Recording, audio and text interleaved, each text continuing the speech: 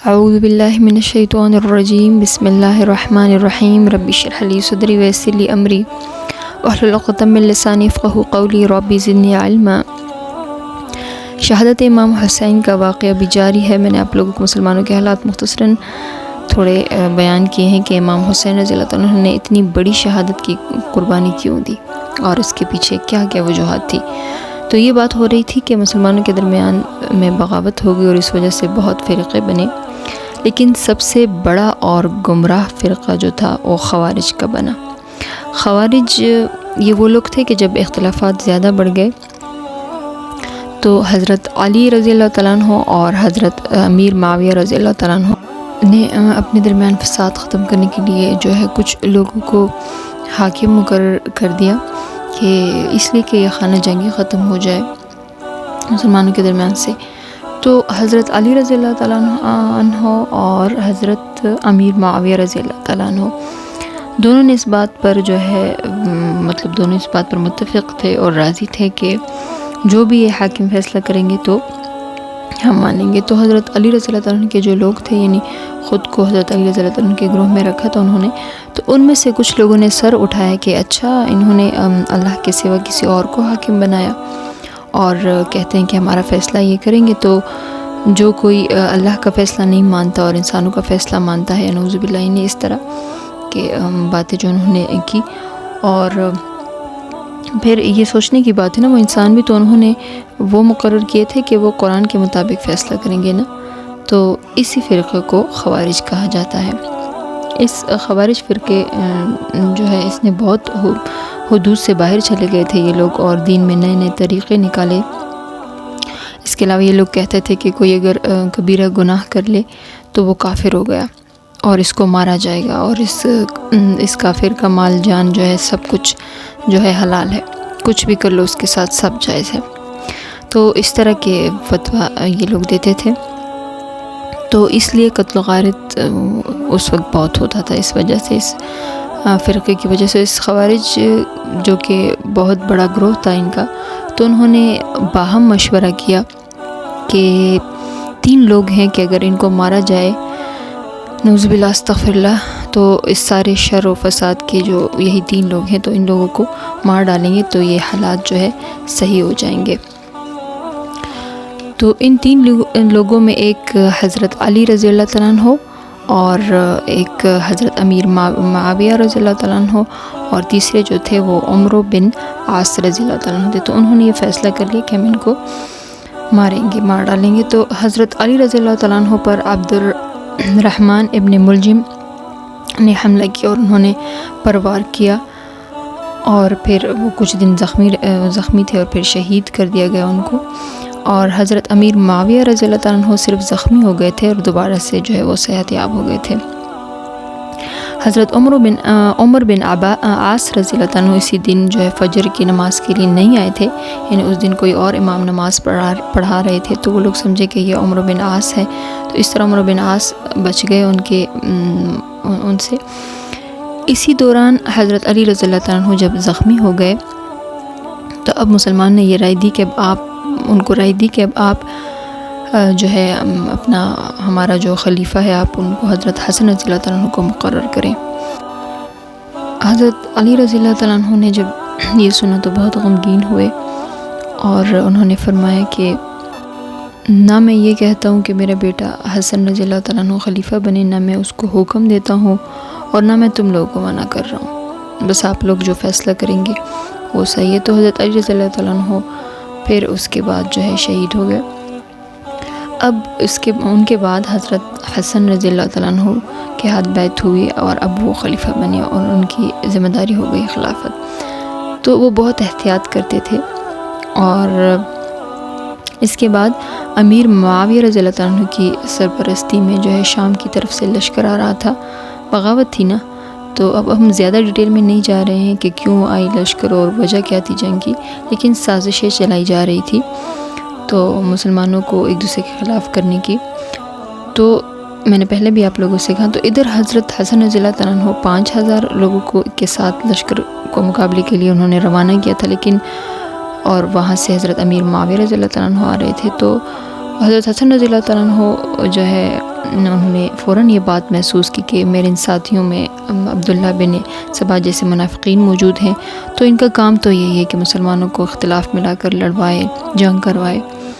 تو حضرت حسن رضی اللہ تعالیٰ عنہ نے امیر معاویہ کو پیشکش بھیجی کہ آپ لوگوں کی جو جو شرائط ہیں مجھے قبول ہیں، وہ سب بھیج دیں مجھے، اور اس طرح مسلمان کے ساتھ لڑیں گے تو یہ اچھی بات نہیں ہے۔ تو وہاں امیر معاویہ رضی اللہ تعالیٰ عنہ نے بالکل صاف کاغذ بھیجا اور پیغام بھجوایا کہ جس طرح آپ چاہتے ہو وہ لکھو اس کاغذ پر، اور مجھے آپ کی ہر شرط جو ہے وہ منظور ہے۔ تو حضرت حسن رضی اللہ تعالیٰ عنہ نے شرائط لکھی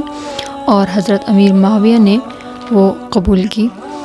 تو حضرت حسن رضی اللہ تعالیٰ عنہ نے خلافت چھوڑ دی اپنی مرضی سے، اور ان کا دور جو ہے تقریباً 6 مہینے تک چلا، اور امیر معاویہ رضی اللہ تعالیٰ عنہ نے جو ہے پھر خلافت سنبھالی، اور اس طرح وہ خلیفہ بنے۔ یہ 41 ہجری میں ہوا یہ سب، اور اس 41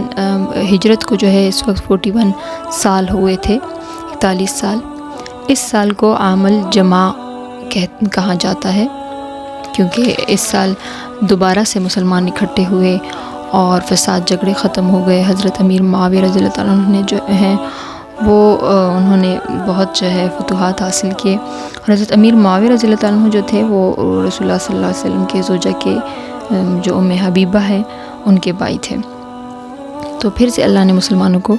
اکٹھا کیا اس دور میں، اور حضرت امیر معاویہ رضی اللہ تعالیٰ عنہ کی خلافت کا دور 20 سال تھا۔ اب 10 سال جب ہو گئے تو ان 10 سالوں میں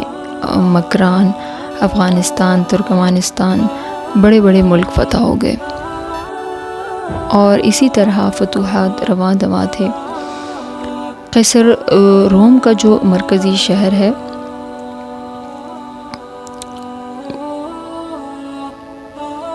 آج کل استنبول کہا جاتا ہے، تو اس پر بھی حملہ کیا مسلمانوں نے، اور اس پر حملہ اس لیے ہوا کہ کیونکہ حدیث میں ہے کہ اللہ تعالیٰ اس کی مغفرت کرے گا جو روم پر میرے بعد حملہ کرے گا۔ تو جب روم پر حملے کی تیاری شروع ہوئی تو اس میں بہت سے صحابہ کرام نے جوش و خروش سے حصہ لیا، کیونکہ رسول اللہ صلی اللہ علیہ وسلم کی پیشن گوئی یاد تھی نا ان کو۔ اور حضرت ابو ایوب انصاری رضی اللہ تعالیٰ عنہ 90 سال کی عمر میں وہ بھی تھے، تو وہ بھی اس جنگ میں شریک ہوئے اور وہاں شہید ہو گئے، ان کا مقبرہ بھی استنبول میں ہی ہے۔ تو اس وقت تو روم کا علاقہ فتح نہیں ہوا مگر جنگ ہو گئی۔ اب حضرت امیر معاویہ رضی اللہ تعالیٰ عنہ کے دور میں، دور خلافت میں اب فتوحات چل رہے تھے، تو حضرت مغیرہ ابن شعبہ رضی اللہ تعالیٰ عنہ یہ بھی معزز صحابہ کرام میں سے تھے۔ تو انہوں نے امیر معاویہ رضی اللہ تعالیٰ عنہ کو مشورہ دیا کہ ایسا نہ ہو کہ مسلمان دوبارہ سے خانہ جنگی کی طرف جائے اور لڑائی ہو ان میں،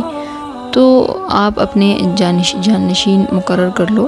یعنی کہ آپ کے بعد کون خلیفہ بنے گا، کہ پہلے سے ہی لوگوں کو پتہ ہو اس بارے میں۔ تو پہلے تو امیر معاویہ رضی اللہ تعالیٰ عنہ اس کام کے لیے تیار نہیں تھے، لیکن پھر تیار ہو گئے کہ واقعی یہ کام کرنا بھی ضروری ہے، تو اپنے بیٹے یزید کو ولی عہد کے لیے تیار کروایا اور اس طرح اعلان کر دیا اس بارے میں۔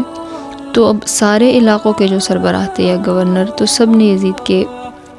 ہاتھ بیعت کی، یعنی یزید کو اپنا ولی عہد مقرر کیا، اور اب تو یہ صرف رائے تھی اس وقت، صرف انہیں بھی ان کی خلافت ان کو نہیں دی گئی۔ اب امیر معاویہ رضی اللہ تعالیٰ عنہ جو تھے تو وہ بھی عوام کے مشورے سے نہیں مگر خود ہی انہوں نے خلافت سنبھالی تھی،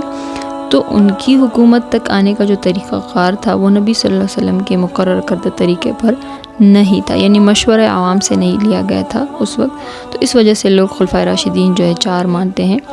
اور کہا جاتا ہے کہ خلفائے راشدین 4 ہی ہیں، حالانکہ حضرت امیر معاویہ رضی اللہ تعالیٰ عنہ وہ بھی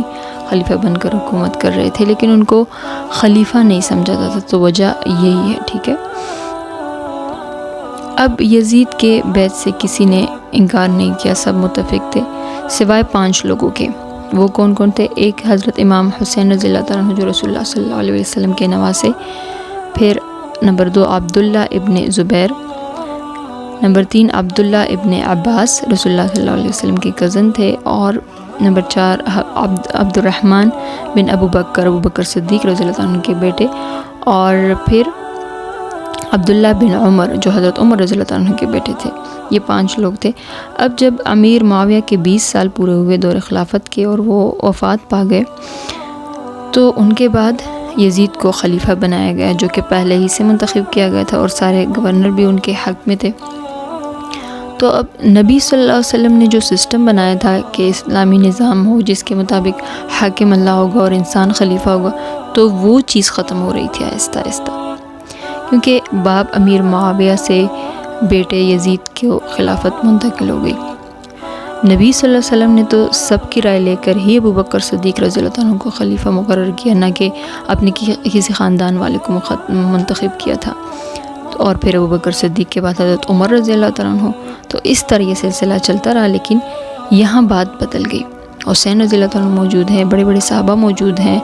عبداللہ بن عباس ہیں، قرآن کے جتنے تفاسیر ہیں یہ زیادہ تر ہمیں ان کی وجہ سے پہنچی ہیں۔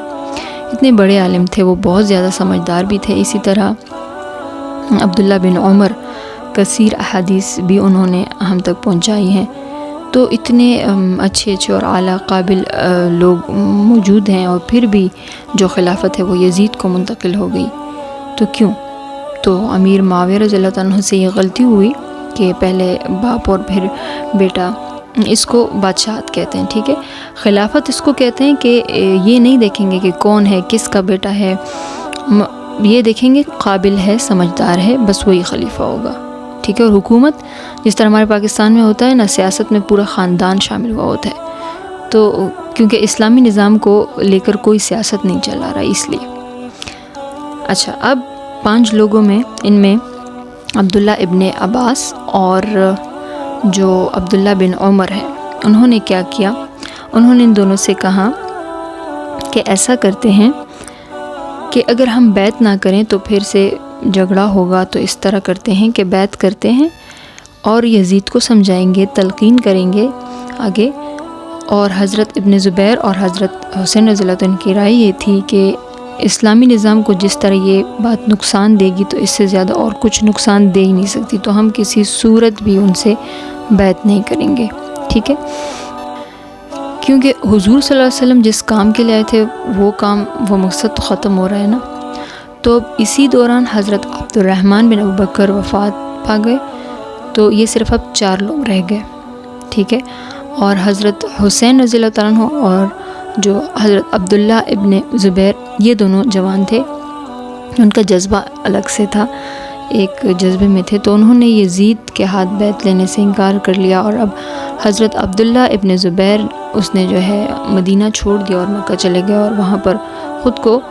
گوشہ نشین بنا دیا اور ہر کسی سے اپنے آپ کو مطلب لا تعلق کر دیا، ٹھیک ہے۔ مگر حسین رضی اللہ عنہ نے کہا میں تو ایسا نہیں کروں گا، میں تو حضور صلی اللہ علیہ وسلم کا نواسا ہوں، اور اگر جان بھی دینی پڑے تو میں دوں گا، میں اسلامی نظام کو ختم کرتے ہوئے نہیں دیکھ سکتا۔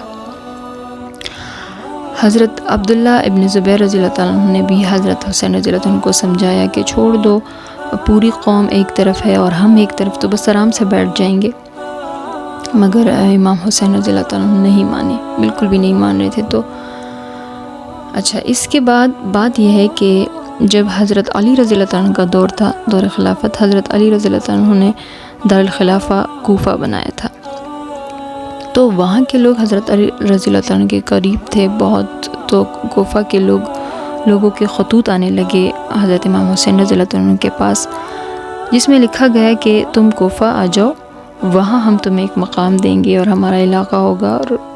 ٹھیک ہے۔ تو حضرت حسین رضی اللہ عنہ کو پتہ تھا کہ یہ لوگ حضرت علی اور